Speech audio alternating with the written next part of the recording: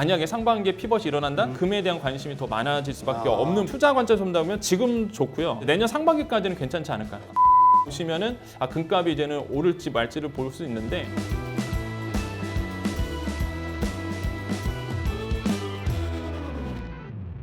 금값이 6개월 새 최고치를 기록하며 이제는 돌반지 한 돈에 40만 원을 붙돈다고 합니다.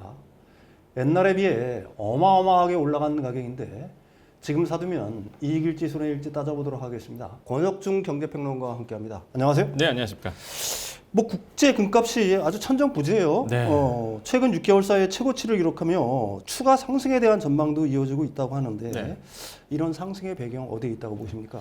많은 분들이 저한테 물어보세요. 지금 그래요? 돌반치가 있는데 나 이거 팔아야 되냐? 어떻게 대답하세요? 팔지 말아라. 그래요? 팔지 말아요. 네, 더 올라갈 수 있다. 네, 이렇게 얘기를 하고 있는데 네. 오늘 기준으로 보면 한 2,040달러 정도 이제 또 되더라고요. 올랐군요. 그 사이에. 예. 그런 이유는 역시나 이제 달러 약세가 좀 기대되기 때문이다라고 보시면 됩니다. 그러니까 연준에서 이제는 내년 뭐 빠르면 5월. 네. 지금 패드워치에서는 거의 50% 이상 내년 5월에 금리 인하를 예상하더라고요. 이제 금리가 인하된다 그러면 달러의 가치가 떨어질 수밖에 없거든요. 네. 그러면 금의 가치가 이제 올라갈 거야라는 이제 심리가 지금 이제 투자자들 사이에 많이 있죠. 그러다 보니까 이제는 금에 대한 관심들이 높아지고 있고. 그래서 최근에 이제 골드만삭스가 이런 얘기를 했습니다. 전통적으로 중국과 인도에 금의 수요가 많다는 거죠. 사실 중국 같은 경우에는 달러 패권을 이제 견제하기 위해서 전통적으로 금을 계속적으로 매집을 해왔습니다. 네네. 그게 이제 속도가 좀 빨라진 게 사실 이제 달러값이 치솟으면서 그다음에 미국의 이제는 무역 보복이라든지 압력이 강화되면서 이게 패권 전쟁으로 빠졌잖아요. 네네.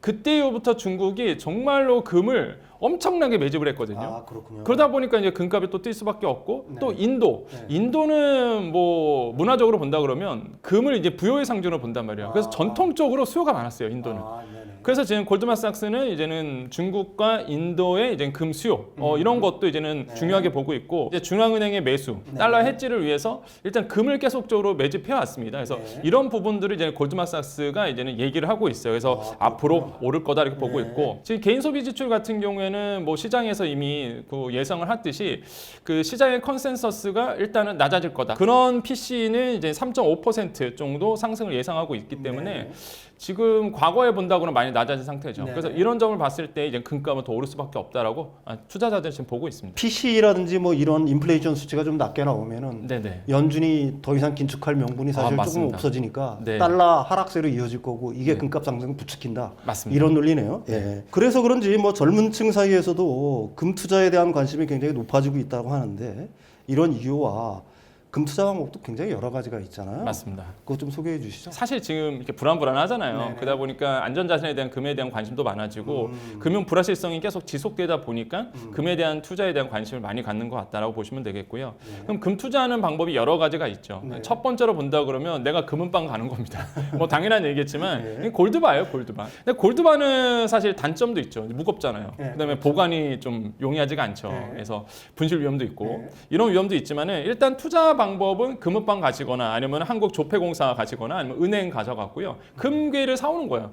일단 장점은 이렇게 별도의 보유세를 내지 않죠. 내가 이제 가지고 있다 보니까. 근데 단점은 이미 많이 아시겠지만 내가 살 때 부가치세 10%가 붙여서 내가 사야 됩니다. 그러다 보니까 초반에 내가 샀을 때 더 비싼 가격에 살 수밖에 없는 구조로 가고 있고 두 번째 방법은 이제 은행에서 이제 금통장 만드는 거죠. 투자 방법은 간단합니다. 일단 은행 가서 금통장 만든다 그러시면 되거든요. 그럼 내가 이제는 돈을 넣어놓으면 그 돈에 맞춰서 이제는 금을 이제 확보하게 되는 거죠. 그래서 장점은 투자 방식이 굉장히 간단하고요. 그 다음에 이제 0.01g 단위로 사고 팔 수가 있습니다. 이런 게 이제는 뭐 골드뱅크의 이제는 가장 큰 장점이고 단점은요. 역시나 이제 실물로 금을 찾아갈 때 이때 부가세 10%를 이제 낼 수밖에 없고 기타 수수료 붙죠. 그다음에 매매 차익에 대해서 이자 소득세 15.4%가 붙는단 말이에요. 단점이다라고 좀 보시면 돼요. 그다음에 세 번째로는 KRX 금시장을 이용한 매매입니다. 간접적으로 투자하는 방법이 이제 두 가지가 있는데 첫 번째가 이제는 금펀드죠. 금을 관련된 기업에 대해서 뭐 그래서 투자하는 거잖아요.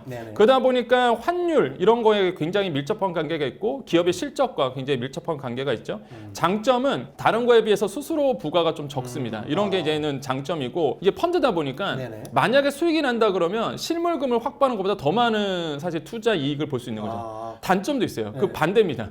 마찬가지로 상황이 안 좋고 기업 역량이 어려워지고 환경이 안 좋아지면 그만큼 또 손해를 볼 수밖에 없는 구조예요. 이게 좀 단점이기도 하고 펀드 수수료 붙죠. 그다음에 역시나 매매 차익에 대해서 배당 소득세 15.4%또 붙습니다. 마지막으로 금 ETF 이제 매입하는 거죠.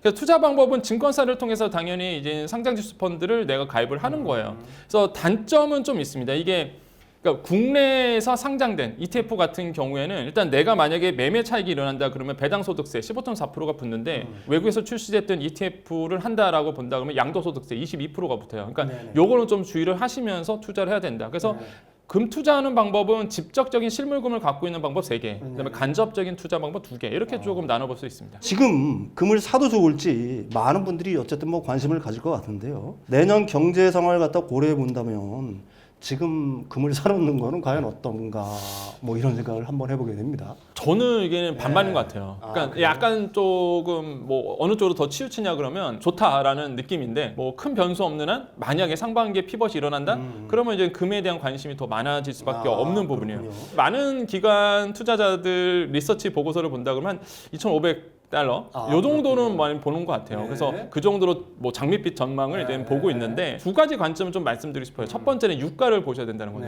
그러니까 유가가 이제는 하락을 해야지만 사실적으로 이제 금리 인하를 할 수 있고 왜냐하면 유가가 하락한다는 얘기는 일단 물가를 덜 자극한다는 얘기입니다. 그렇겠죠. 그러면 이제 연준 입장에서는 금리를 인상할 이유가 없어지는 거죠. 페드에서 예상하는 것처럼 빠르면 내년 상반기도 나올 수 있거든요. 금리 인하가. 그래서 유가의 측면이 굉장히 중요하다. 그래서 유가를 보시면은 금값이 이제는 오를지 말지를 볼 수 있는데 만약에 투자 관점에서 본다면 지금 좋고요. 그 올해 말까지, 그래서 내년 상반기까지는 괜찮지 않을까. 그러니까 확실히 내년 하반기에는 금리 인하에 대한 시그널이 현실화되면서 분명히 금값은 오를 수밖에 없거든요. 근데 항상 투자의 관점에서 본다 그러면 그렇잖아요. 오른 다음에서 하면 뭐 합니까? 다 올랐는데. 그렇죠. 예, 그래서 이제는 지금이 가장 저는 좋지 않을까라고 전 생각을 해요. 지금 이제 연말까지 좀 불안한 마음은 하나가 있는 게 보통 아까 말씀드렸지만 달러가 치솟으면 금값이 좀 하락을 해야 되거든요. 달러 강세인데 금도 같이 치솟게 올라가는 거예요. 그래서 저는 그런 현상을 보면서 와 과거와 확실히 달라졌구나. 그러면 지금의 금값이 그 기대 심리가 다 반영이 된 금값이 아닐까. 금리 인하에 대한 기대, 그 다음에 이제 유가 하락에 대한 기대, 이런 실질 금리의 하락에 대한 기대가 이미 반영이 돼서 지금 금값이 계속적으로 고점으로 있는 것이 아닐까라는 우려스러운 목소리도 있습니다. 역시나 이제 투자는 본인의 몫에 달려있다는 걸 다시 한번 좀 강조를 해드립니다. 근데 한간에는 뭐 첨단 기능을 가능하게 하는 필수 원자재죠. 은이 주목을 또 받고 있어요. 금보다 은이 더 오를 것이라 뭐 이런 얘기들도 있는데 그래서 뭐 은을 사두는 게 더 좋다는 이야기도 들려옵니다. 이에 대해서는 어떻게 보고 계신가요? 항상 질문 받는 게 은 어떠냐 물어보는데 아니 금과 은은 항상 같이 가죠. 항상 금값 오르면 항상 은에 대한 관심을 갖고 가는데 실제 과거에 막 금값 치솟을 때도 그렇게 은에 대한 관심이 많지만은 실제 투자로 봤을 때 많은 수익을 내지는 못했었던 부분이 있거든요. 하지만 이제 은에 대한 관심 있는 분들을 위해서 뭐 은에 대한 특징을 좀 몇 가지 말씀드리면 첫 번째로는 이제 산업적 용도로 은이 금보다 훨씬 더 많이 쓰입니다. 이 산업의 경기 변동과 같이 움직인다는 얘기예요. 그러니까 경기가 좋아지고 산업의 활동성이 높아지게 된다 그러면 은에 대한 수요도 높아집니다. 그러다 보니까 은에 대한 가치가 더 뛸 수밖에 없어요. 경기 침체 구간을 걷고 있거든요. 조만간 만약에 금리 인하 시그널이 나오고 그다음에 경기 부양 정책이 나오면 다시 한번 경기가 회복되면서 은에 대한 수요가 많아질 수 있습니다. 그래서 이런 어떤 은의 특징을 좀 알고 계셔야 되겠고 금과 은은 상관관계가 있습니다. 그래서 저는 그래서 이제 말씀드리는 게 금과 은을 동시에 이제 가지고 가라라고 이제 말씀을 드리고 싶다. 그래서 이런 점에서 이제는 은에 대한 관점들을 가지시는 게 좋겠다라고 말씀을 드립니다. 금과 은 투자에 관심 있는 구독자분들은 오늘 전해드린 정보들 잘 참고하셔서 성공적인 투자하시길 바라겠습니다. 오늘 말씀 감사합니다. 네, 감사합니다.